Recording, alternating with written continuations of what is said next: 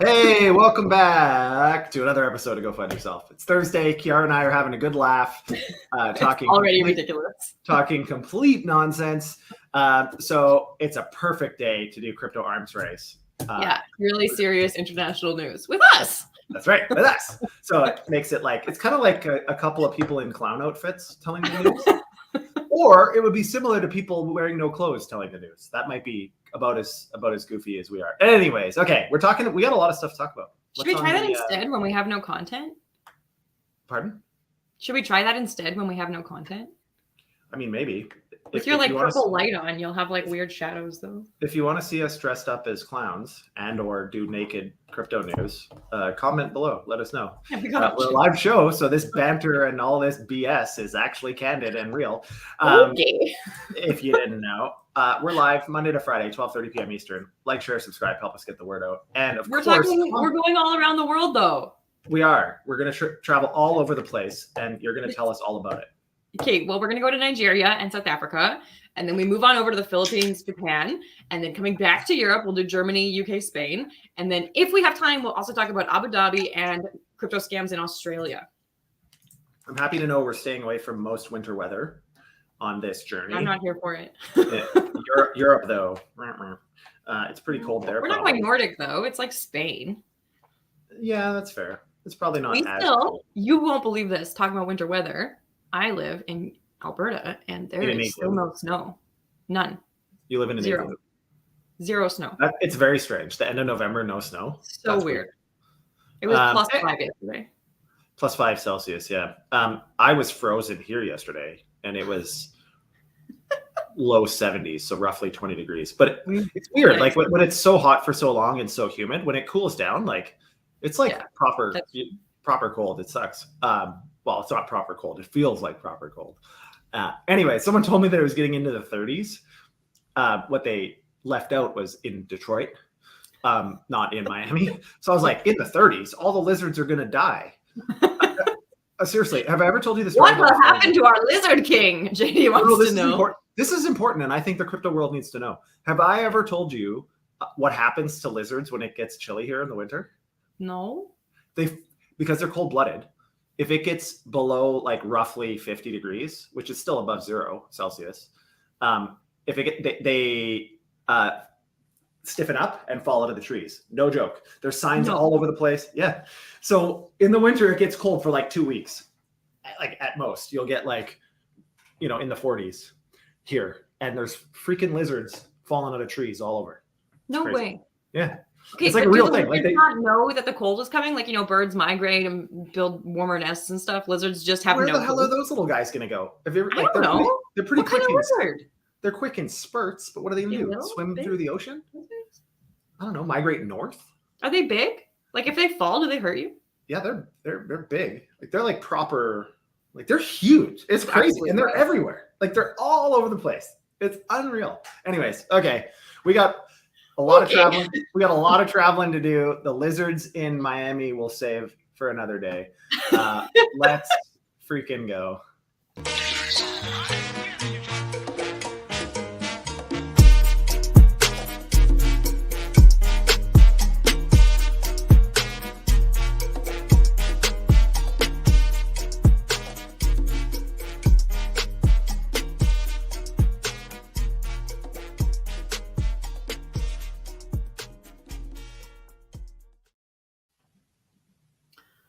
We're going to start in Nigeria. Are you ready?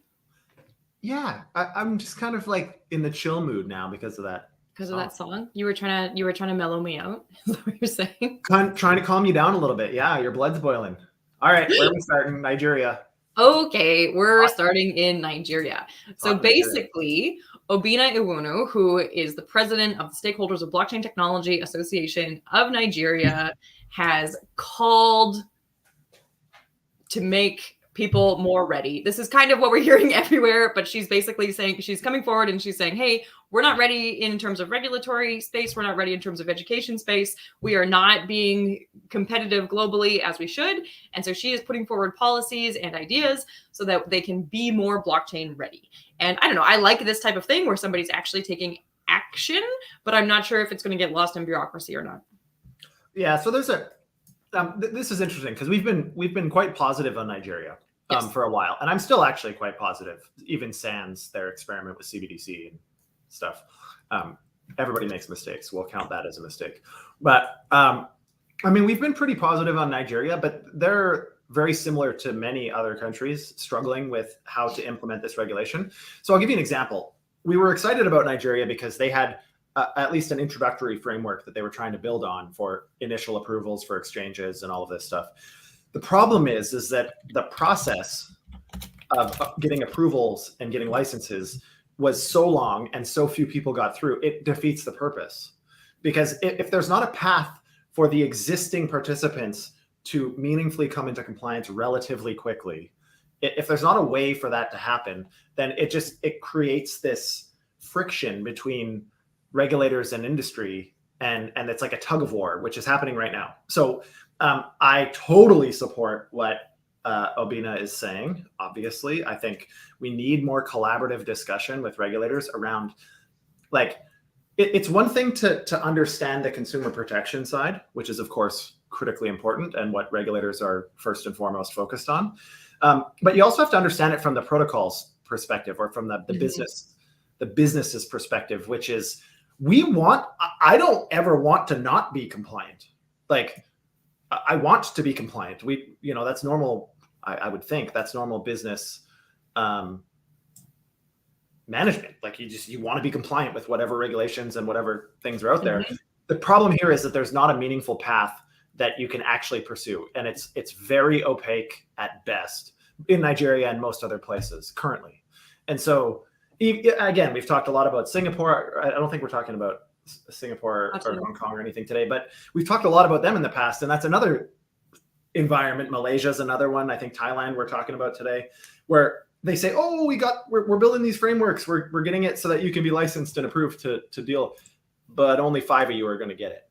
And then what? The rest of you are sitting in limbo, or do you have to cease operations? Like, anyways, this is important, and I think the space as a whole needs more engagement with industry, private industry, and regulators prior to regulations being put in. Now, in the US, what happens is you get a whole bunch of these high-profile personalities that go to Congress, and that's the input. That's the working group. The problem with that is it's all grandstanding in Congress in America. So when Gensler or anybody is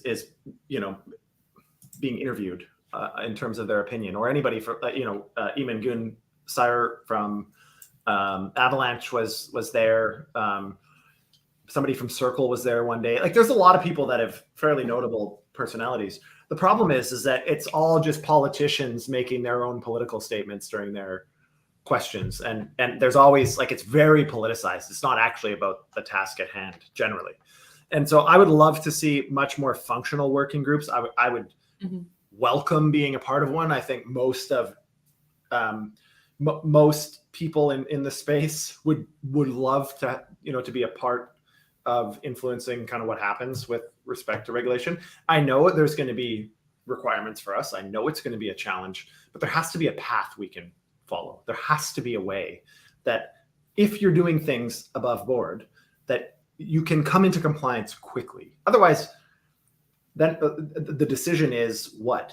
Like, do we let it go for 6 years until we have enough time to onboard some people and allow? Well, so that's actually what Obina is saying right now, because the previous president actually approved the national blockchain policy last May that had been put forward by the Stakeholders in Blockchain Technology Association of Nigeria, and it's approved, and now nobody's doing anything with it. So they already know what to do. They've already done all of the consultation, and I believe that when we've reviewed this before, we've said that it's some of the best consultation we've kind of seen in the space with the most stakeholders and the most industry leaders and so on and so forth. Yeah. And it's been approved, but now the government has to do something, like actually put the regulation in place, and it's just not happening. Yeah. I mean, everybody's a little bit gun shy. Nobody wants to be the first one in this giant experiment, right? No country wants to be the first one to say, okay, we're putting our flag in the sand here, and this is where we draw the line. I don't know. We'll have to see. I'm hopeful that more of this happens. I think, the Blockchain Association in America, probably the most prevalent lobby group, does an incredible job of, having a seat at the table, so to speak. and gets a lot of opportunity to review and provide comment on bills and different things. So there are venues for this in America. We just have to be members and participate as an industry. So shout out to the blockchain. On the other hand, as Nigeria is giving a lot of signals that they're going to be kind of the global hub or what have you, they also have had a politician, Wilfred Bonse. He has been accused of laundering over $60,000 stolen from the exchange Patricia Technologies, who had a hack in May. And this is a really bad look because he is considered to be a big philanthropist. He's an ambassador of goodwill for his state. And he's not quite a governor yet, but he is a candidate for the governorship for the Cross River state. And his big thing is being a humanist. And so if he's actually stealing money, I think people will be not thrilled with him. Yeah, that's a little bit strange. I mean, so I don't think he's accused of stealing the money. I think he's accused of facilitating the laundering of the money, which there's a lot of things that could make you guilty of that without physically taking money and washing it yourself. There's a lot of ways that you can contribute and be guilty of laundering without actually physically interacting with anybody. So who knows how that happens? I mean, a lot of these countries have incredible corruption, and that's one of the other problems. Is the corruption is so bad in so many developing nations that it's almost hard to provide or to assess a value in regulation if they're not consistently enforcing it. And so, I mean, there's been so many jurisdictions that licenses are important for everybody except for the people that are willing to pay, and then they don't have to worry about it if they grease the right people or pay the right people. So anyways, a crackdown on this is obviously good. I think we're going to see a lot more of it as Chainalysis continues to expand, and a lot of these other kind of audit and forensic type support services are, we'll see a lot more of this. People, again, blockchain is orders of magnitude more transparent than any other financial infrastructure ever. So I mean, to think that this won't significantly increase our ability to suss this stuff out, I think people are misinformed if that's their opinion. It makes it a lot easier to see this stuff over time. We just have to build and continue to evolve the tools to be able to do so. Anyways, Nigeria. Travel down to South Africa. So South Africa has two important regulations that we're going to talk about today. One is for personal and one is for protocol. So the personal one is that they actually introduced cryptocurrency to their tax act in 2018. Mm-hmm. And then in 2020, the definition of a financial instrument was broadened to make cryptocurrency into any crypto assets. It's not just currency, it's NFTs and tokens and so on and so forth. But what's under scrutiny right now is that even transactions originally thought to be anonymous need to be reported, and people are not happy about that, as we have experienced in America and other places as well. But basically, they are planning to crack down on incorrect tax determination. If you have been shielding your crypto and it's found out, you can face some really substantial penalties of up to 200% of the shortfall of your incorrectly determined tax amount. Yeah, it's pretty standard, I think. It is, but that doesn't mean people are happy about it. People aren't happy. People aren't necessarily happy about any new tax, generally speaking. And this is one of those new taxes that I think for a lot of people that are participating in crypto, who generally live on the left side of the political spectrum, are starting to see the other side of increased taxation and how when it hits home, it hits you directly. Then you really understand what that feels like. These penalties are not that surprising in the US. The fines for not reporting worldwide income is insane, like multiple hundreds of thousands of dollars, just regardless of whether you owe tax or not. So they have to have, I talk about this in many contexts, but you have to have both a carrot and a stick. You have to have a reason for people to want to continue to evolve and get better. But you also have to have a way to keep people accountable if they're way off track. And that's the stick. And I think without some sort of stick, then nothing ever happens. Like who's going to comply with this crap if there's no accountability? And so I don't hate this, believe it or not. I hate it when it applies to me, of course. But as as a general rule, I think this is just part and parcel in consumer protection. But on a more protocol side, also in terms of consumer protection, South Africa has introduced a licensing process so that all of your crypto protocols need to be licensed. They didn't give people very long though, only about 6 weeks. So you have to be totally licensed. The application deadline is November 30th, and then apparently the licensing is quite quick, although we don't have any proof of that. It was only a couple weeks ago that they actually brought out this licensing ability. So it's really a short-term piece that they're really pushing people into compliance for. But if you do not comply, you will likely be closed and fined. Yeah, I'm also kind of a fan of this, to be honest. I thought you wouldn't like the short timeline. For 2 reasons. I actually like the short timeline. If you didn't like it in Canada. If you could, because in Canada, I've spent too much time dealing with IROC and the Ontario Securities Commission. I know that it's impossible for a new venture to get approved in 4 weeks. Yeah. So if, in fact, in South Africa, there's 2 things that I don't mind about this. The first one is it's quick, which means because it's quick, they better have a plan to assess license applications quickly, which it sounds like they're going to do. That's been one of my biggest criticisms of countries. I'm saying, like, and I said this 10 minutes ago, you have to have a path for people to come into compliance. There has to be a roadmap for the existing operations to come into compliance. So there maybe has to be 2 considerations: ongoing concerns that already exist that have a certain set of rules and pathways to becoming compliant, and then new ventures which might have a slower, more involved process. There's got to be some sort of middle ground there. And I think at least in South Africa, if they're trying to approve licenses quickly, I like that personally, if there's a way to do it. I just know in Canada, it would be very difficult, which is why we saw a lot of large companies with deep pockets pull out, and we saw a lot of companies roll up and merge and be acquired for that reason, because it's just too difficult for currently unregulated businesses to become regulated. A lot of the ones that became regulated in Canada already were partially regulated, so they had a lot of that. Anyways, so that's one of the reasons I like this. The other reason that I think this one is kind of cool, and maybe the jury's still out on whether it's going to be effective or not, but they, as far as I understand, they've actually counted crypto as its own asset class. And so in many other jurisdictions, what they're trying to do is they're trying to say, hey, how can we take crypto and somehow force it under the umbrella of other financial assets, securities, commodities, et cetera. And it's proven to be a challenge, because then you have to look at crypto as a whole, and you have to look at some of the old rules and the old system, and maybe do an update to that too, because apples, oranges. I like this because it's treating it as its own asset class with its own set of nuances. Yes, it's a different agency inside the government, but let's be real. If the SEC gets jurisdiction in America, they're going to expand. Absolutely.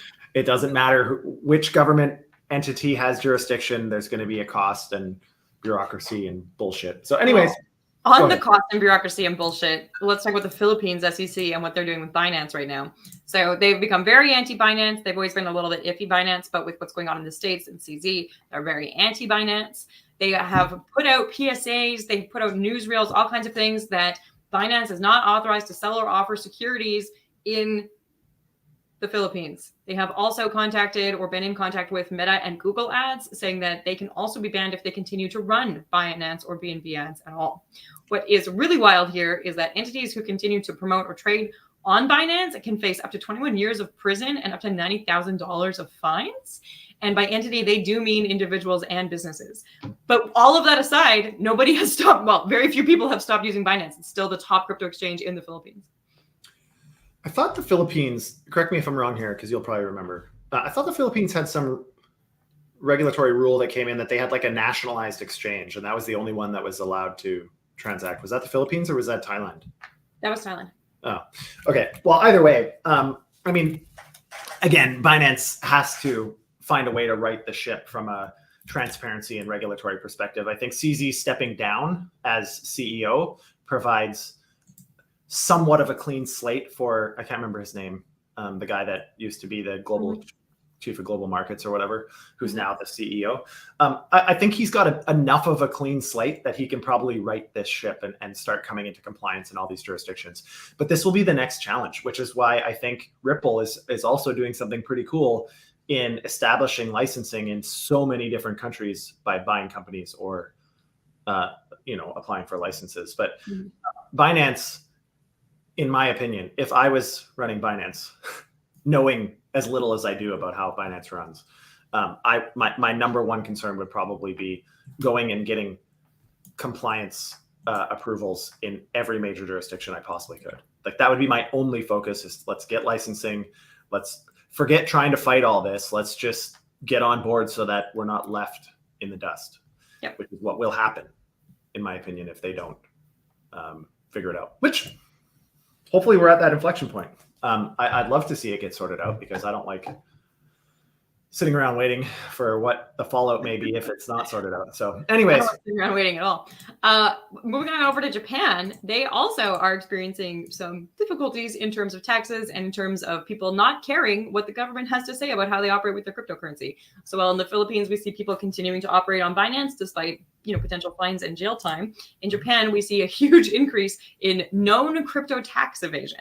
So between 2022 and in 2022, there was a 35% increase in known crypto tax evasion cases, with undeclared crypto holdings being over $200,000 worth, which is not actually that much if you consider the population and $200,000. Anyways, Japanese citizens are exempt from capital gains tax on unrealized crypto gains. So people thought that would be a good incentive for people to actually report their crypto tax. But anyways, Japan has joined the crypto asset reporting framework, so they can share information between different tax authorities. So there won't be as many loopholes for Japanese citizens to not report on their crypto.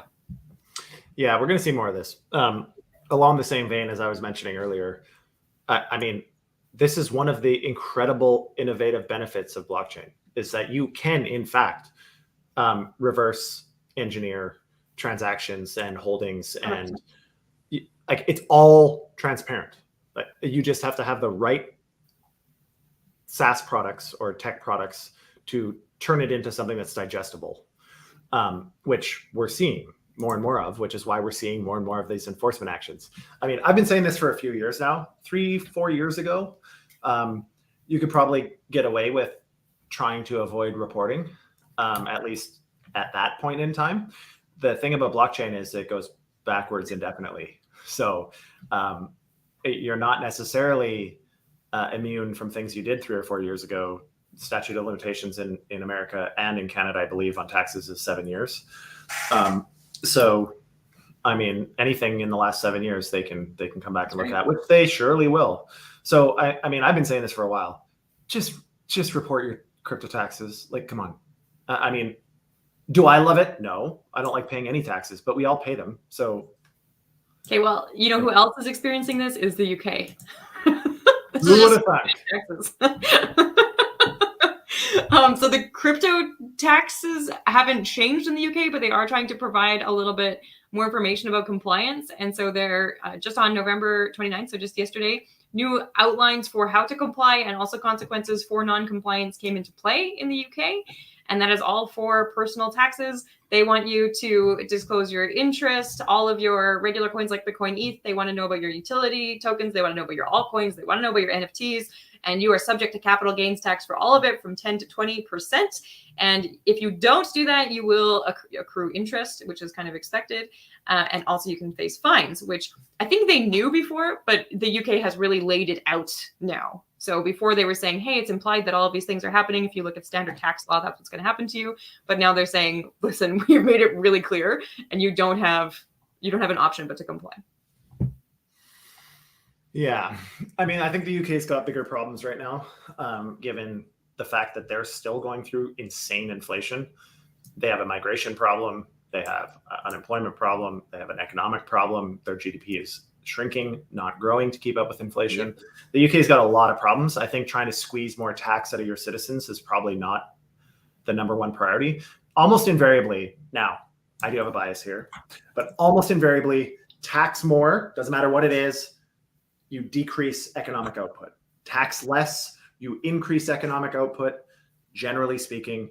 And there is an efficient frontier of that, where if you reduce the tax far enough, then you'll get enough increased innovation and GDP to offset the temporary loss of revenue, and you actually make more money in a lower tax revenue. Like lower tax percentage on a greater pool is greater tax revenue. Anyways, all of that to say, I think often the knee-jerk reaction when governments need more money or think that their budgets are out of whack is let's tax more, which I think on the surface sounds like the easiest solution.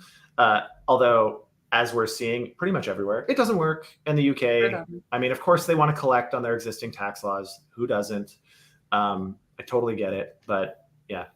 You might like what Spain is doing then, because they also have joined the crypto assets regulation. So you can't hide things from country to country. And they also have said that you need to declare all of your foreign assets, including foreign crypto, as of this year, end of taxes, which for them is end of March, it looks like. But you only have to declare your foreign crypto assets if it exceeds a value of 50,000 euros. And I think this is pretty good because then, you know, if you dabbled for a month and forgot about it and can't access your wallet and blah, blah, blah, you're not going to get fined, right? Like nothing's going to happen to you. But if you are still actively engaged in crypto, if you have a substantial holding in crypto, you do need to report on it. I think that's a pretty good way to look at it. Yeah, I mean, almost every major country requires you to report all foreign assets. Like, yeah. So, I mean, again, I know this very well, given the space we work in, and we have freaking businesses and assets all over the place, which makes taxes an absolute nightmare. But it's just what you have to do. Like, I don't understand why people are kicking and screaming so much about this. Like, I mean, anyways, I struggle with this one because it's like, why are you trying to run away from something that the technology was designed to prevent? Yeah. Like, it's taxes. If you don't like the taxes in the country you live in, move. I did. Right. Simple. Like, or wait for them, or lobby for them to be changed. But anywho, all right. Don't get me going on taxes. Certainly not. Certainly never. That is the crypto arms race today. We didn't quite make it to Germany, and we didn't get anywhere super warm. But know that there are scams going on through the world. I think that's what the rest of it was going to be talking about. Well, don't worry. We have plenty of time tomorrow to say F you to all those scammers. And we will. Tomorrow's FU Friday. It's also Kiara's last day for a very long time. Ever? On the pod. So impending. I know. Ooh, her last day. Kiara's going on a nice vacation, and the pod is taking a winter break. But we still got a couple more weeks. 3 weeks, I think. Not quite. 2.5 weeks of the pod, and then we take a 6-week winter break, season break, and then we're back. We'll be back on Groundhog Day, which, if you don't remember, is the funniest thing you can get JD to do in the world. Yeah, we had a video, didn't we? Uh-huh. I don't really remember. Groundhog Day seems like a long time ago. Either way, that was a lot of episodes, and tomorrow is episode 200. Oh shit! But JD will still have you. Yeah, I know. Thanks, Enrique. I'll still be here. It's 80% less awesome with Kiara gone, but that extra 20%, hopefully, we can manage. So we'll see. You have a cool guy. Okay, we're that's live. it. That's the crypto arms race. Monday to Friday, 12:30 p.m. Eastern. Shout out to Opolis. I forgot to do my merch shout out today. Thank you, Opolis, for the merch as always. And yeah, with that, I say to you, Kiara, go FUD yourself. Go FUD yourself. Bye.